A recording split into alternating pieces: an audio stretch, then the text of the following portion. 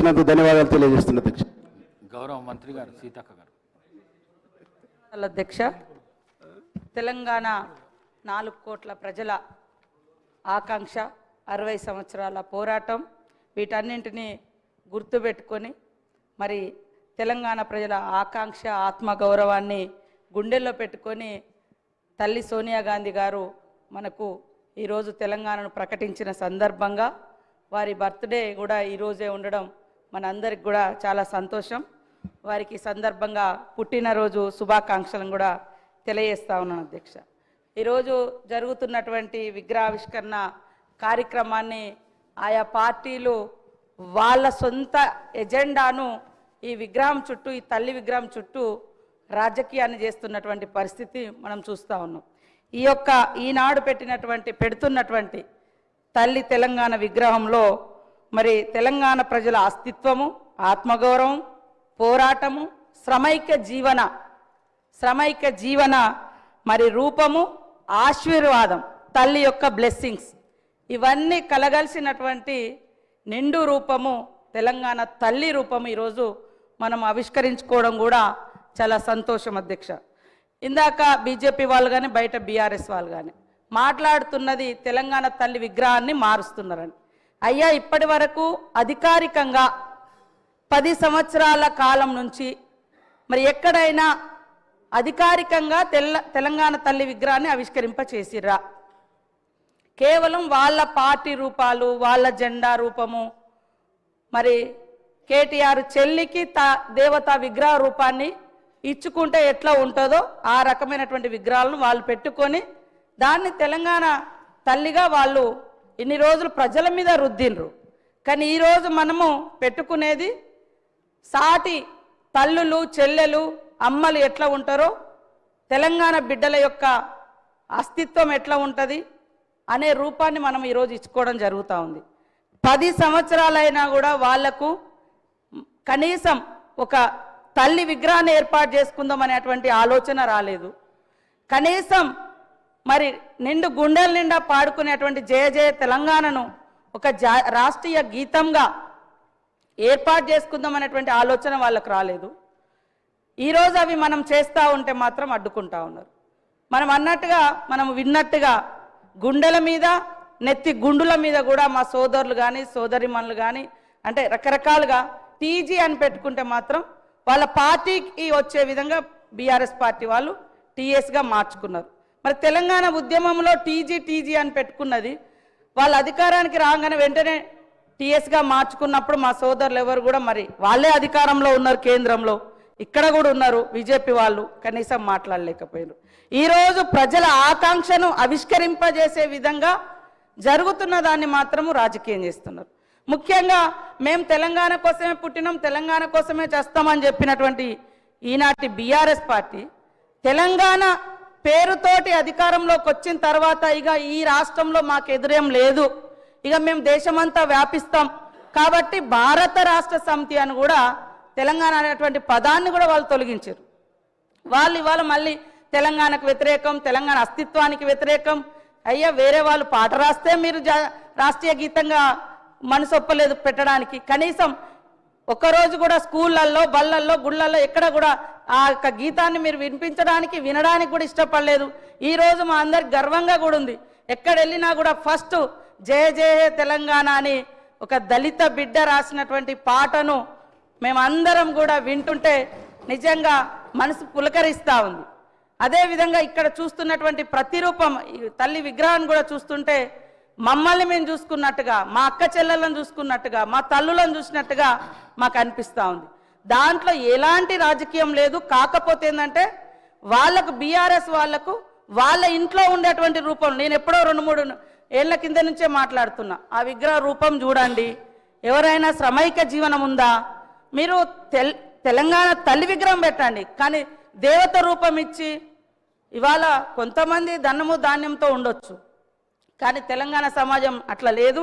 ఇందాక మా సోదరుడు వీరేశం గారు అన్నట్టుగా తెలంగాణ బిడ్డలు మట్టి బిడ్డలే కానీ ఎట్టి బిడ్డలు కాదు, గట్టి బిడ్డలు. ఆ గట్టితనాన్ని, ఆ శ్రామిక తత్వాన్ని, పంటను, అదేవిధంగా కష్టాన్ని కూడా అందులో చూపించినటువంటి మరి ప్రతిరూపంగా మనం చూస్తూ ఉన్నాం. అదేవిధంగా మరి ఇందాక మా సోదరులు కూడా నా పేరు చెప్పడం జరిగింది.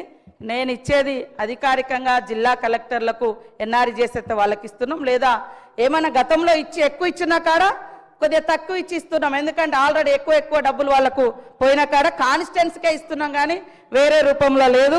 అదేవిధంగా ఇందాక మా వాళ్ళు మాట్లాడుతున్నారు, మా బీజేపీ సోదరులు, మరి సోనియా గాంధీ గారిని మోడీ గారు తెలంగాణ ఎట్లా ఇచ్చినావు, తల్లిని చంపి నువ్వు బిడ్డనిచ్చినావు అని నిండు సభలో అవమానించిరు. ఆ రోజు కనీసం ఎవరు మీరు అది కాదు అని తెలంగాణ నుంచి మరి బీజేపీ నాయకులు కానీ బీఆర్ఎస్ నాయకులు కానీ దానికి ఆ యొక్క విధానాలకు వ్యతిరేకంగా మాట్లాడలేకపోయారు. కాబట్టి మేము ఎక్కడున్నా మేము పోరాటంలోనే ఉన్నాము.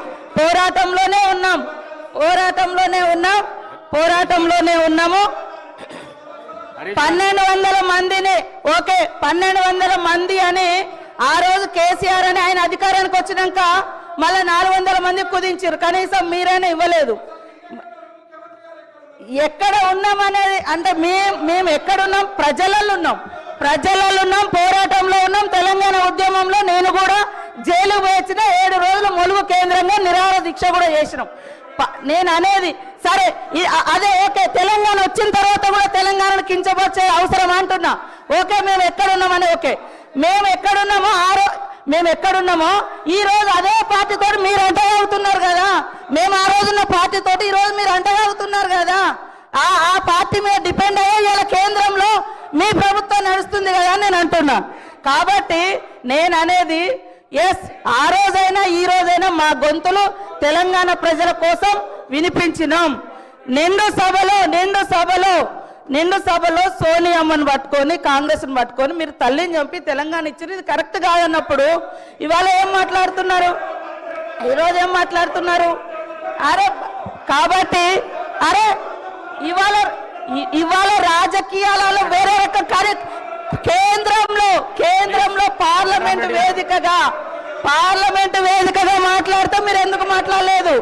పార్లమెంట్ వేదికగా 10 ఏళ్లలో జాతీయ గీతం రాకుండా రాష్ట్రీయ గీతం రాకుండా మీరు ఎందుకు మాట్లాడలేదు? కాబట్టి ఇవాళ తెలంగాణ ఇవ్వడాన్ని మీరు వ్యతిరేకించారే, తెలంగాణ ఇవ్వడాన్ని మీ మోడీ గారు వ్యతిరేకించారు.